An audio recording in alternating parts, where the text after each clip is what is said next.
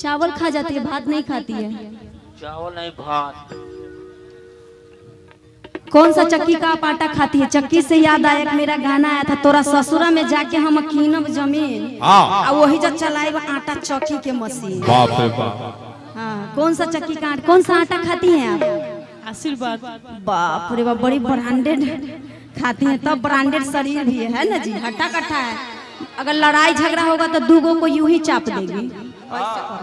हाँ, और बाप रे, तो और सुंदर सुंदर नारी है, बाप रे बाप, इनका पर्सनालिटी देखिए तो। लेकिन इन लोग का दिल बहुत बड़ा होता है कि नहीं? हेलो, दिल बड़ा नहीं होता है? दिल बड़ा है तब तो आप सबको इतना दिल खोल करके डांस दिखाने आए क्या? दिल छोटा रहता तो होता, झगड़े कर लेगी तुरंत, मुंह ऐठ के भाग जाएगी। देखिए दिल सभी का बड़ा है। ये मैडम आइए, अभी यहाँ का आशीर्वाद बहुत लगता है। छपरा में हम लोग है, आशीर्वाद लीजिए, सभी को नमस्ते कीजिए आप लोग। हाँ, प्रणाम कीजिए। इधर मैडम, मतलब कहना पड़ेगा तब आइएगा। बाप रे, सब लोग झुक के प्रणाम करो, झुक के।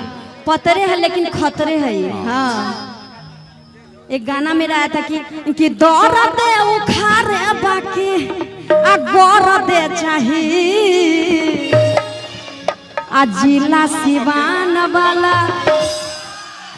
सिवान है कि छपरा? अरे बाप रे, अरे कौन है, छपरा है कि सिवान है? ये सिवान। यही कि दौड़ दे उखाड़े बाकी अमर दे चाहिए आ जिला सिवान वाला मर दे चाहिए। जिला सिवान वाला मर दे चाहिए। दौड़ दे उखाड़े बाकी गौर दे चाहिए। दौड़ दे उखाड़े बाकी गौर दे चाहिए। जिला सिवान वाला मर दे, जिला सिवान वाला मर दे चाहिए।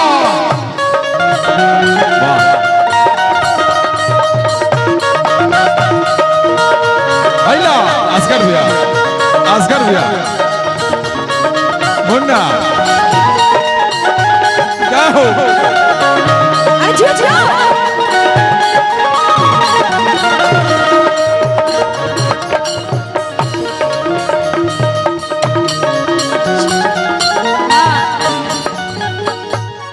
ये एक मिनट असगर भैया, इनका देखिए दिल किसी पे जरूर आया, बड़ी अचकार। दिल की बात कह दीजिए, किस मैडम पे ताक रहे हैं इसमें से? है ये किन पे आप ध्यान कराएं? इन पे, ब्राउन बाल वाली। बाप रे बाप, देखिए तो उजरका शर्ट से याद आया, आप इनको बाप रे सब एक खून के मतलब लग रहा है कि छेकले हैं। टीम के नाम पर ऐसा थोड़ी कि शादी कीजिएगा खाली छेक के रखना है, आप कीजिएगा। बाप रे, पहला मर्द ऐसा है कि करने के लिए तैयार है जी, प्रपोजल एक्सेप्ट कर लीजिए बंदा का। उजला शर्ट से याद आया, एक मेरा गाना आया था कि जान मारे तो हर शर्ट आ उजरा करे, उजरा करे। अच्छा, इनका कमर पतला है इसलिए आप मर रहे हैं इन पे। बाप रे, कमर पतला रहता है लड़की एकदम खतरा रहता है, रहती है, सॉरी, है ना। थोड़ा सा पीछे आप लोग हो जाए। जान मारे तो हर शॉट आ उजरा करे, उजरा करे, सबरा करे, सबरा करे, दिल हमके दे दे पतरा करे, सबरा करे, सबरा करे, दिल हमके दे दे पतरा करे, सबरा करे, सबरा करे, दिल हमके दे दे पतरा करे।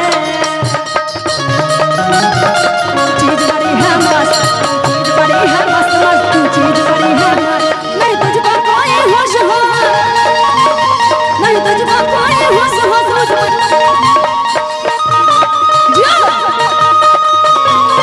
चीज बड़ी है मस्त मस्त, चीज बड़ी है मस्त।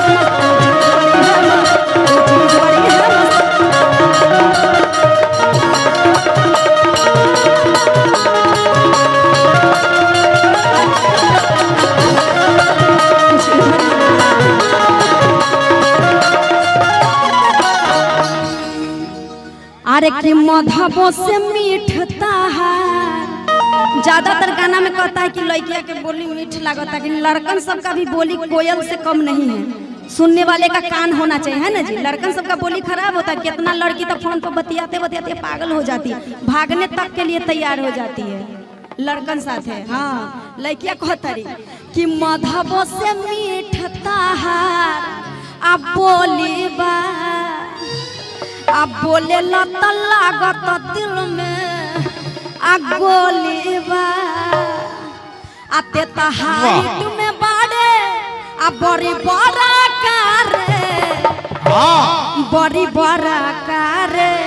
सब गाना को चढ़ाइए के मत रखिए, हम समझ रहे हैं आप इसलिए चढ़ा रहे हैं मैडम सबका मूड देखते हुए, है ना, जो डांस हो कि जाना कि तेता हाइट में बाड़े अब बड़ी बड़ा कारे, बड़ी बड़ा कारे, सबरा कारे, सबरा कारे, दिल हमके दे दे पकड़ कारे, सबरा कारे, समझ कारे, दिल हमके दे दे पकड़ कारे, सबरा कारे, सबरा कारे, दिल हमके दे दे पकड़ कारे। क्या बात है, यहाँ पे डांस कीजिए।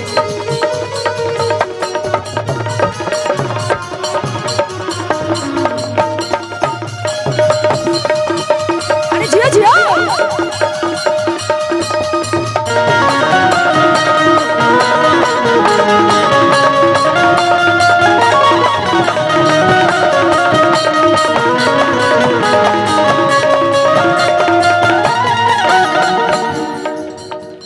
कहाँ गई ब्राउन बाल वाली, आपके तरफ से ही लाइन है कि करतानी अर्जुन पर प्रपोज कर दी, करतानी अर्जुन पर पोज हो, अल्लेला है गुलाब रेड आ रोज हो, आ देखी तोरा के दिलवा इधर करे, इधर करे, सबर करे, सबर करे, दिल हमके दे दे पत्थर करे, सबर करे, सबर करे, दिल हमके दे दे पत्थर करे, सबर करे, सबर करे, दिल हमके दे दे पत्थर करे, सबर करे, सबर करे,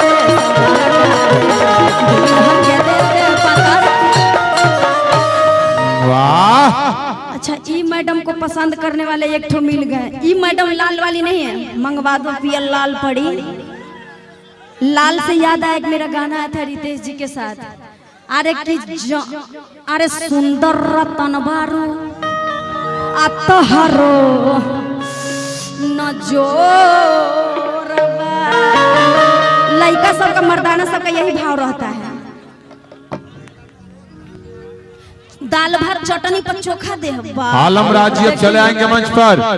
और देखिए इनका फरमाइश है, सर जो सामने में बैठे हैं, दाल भात चटनी पर चोखा दे रतिया के।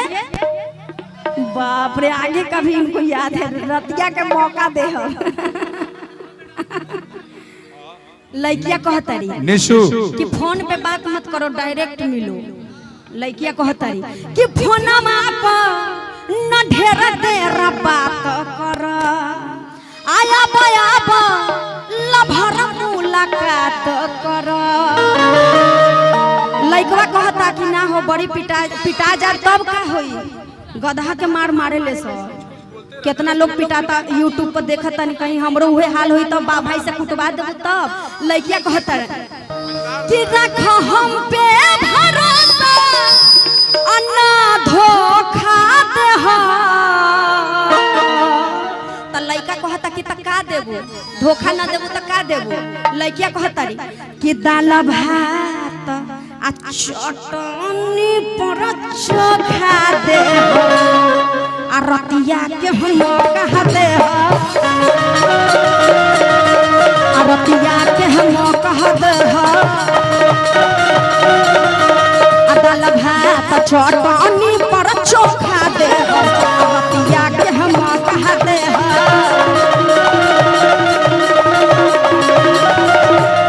फोनमा पर ढेर देर बात कर, ढेर बात कर भर मुलाकात कर रखो हम पे भरोसा धोखा दे हो। एक बात है, मर्द जात जो होते हैं, मर्द किसी स्थिति में हो लेकिन झुकना नहीं पसंद करते हैं ना। देखिए कपड़ा बढ़िया से नहीं पहने लेकिन हई निकल रहा है खटाखट। 1000 रुपया उड़ा चुके हैं, कल ही पता चलेगा, जाके बैठिए मेहरारू कहीं देइए कर रहिएगा। चलिए इसमें तेरा घाटा मेरा कुछ नहीं जाता, जाइए बाद में मिल लेंगे, हाथ मिला लेंगे जब आपका उतरेगा तो। जाइए उधर बैठिए। कि रखो हम पे भरोसा अन्ना धोखा दे हो।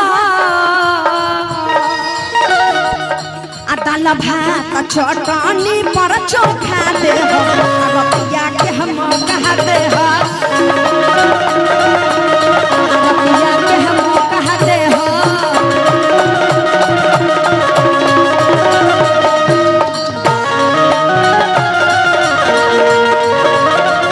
अरे जियो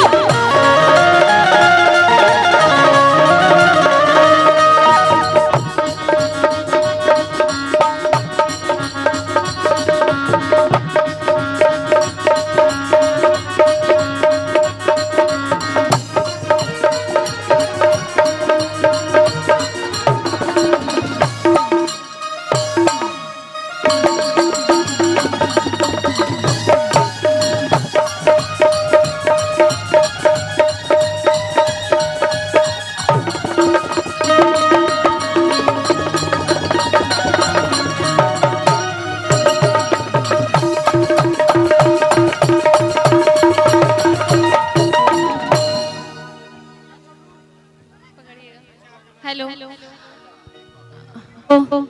अरे आपका बैटरी बड़ी गिर रहा है, सॉरी क्या डाउन हो रहा है, देखिएगा माइक का। इनका एक फरमाइश है ना, कौन ब्लैक दाढ़ी वाला आपका फरमाइश है। आप कौन सा बोले हैं? चांद के, आप किसी को ले गए हैं चांद के पार? हेलो, मतलब लड़ाई करने के एथी में है, अभी संघर्ष कर रहे हैं। 2 मिनट मैम रुक जाइए।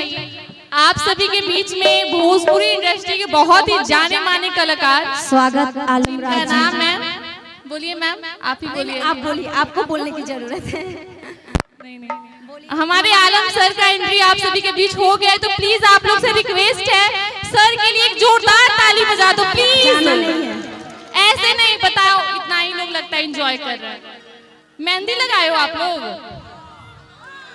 जोर से, वहां से आवाज नहीं आ रही है। आप लोग भी अपना दोनों हाथ बजाकर आशीर्वाद तो दे दो कम से कम। हमारे छपरा सिवान जिले के एक बहुत ही खेसारी लाल के बाद किन्हीं का नाम आता है तो वो है आलम सर, और उनके लिए आप लोग ताली नहीं बजा रहे, प्लीज यार जोरदार ताली बजा दो।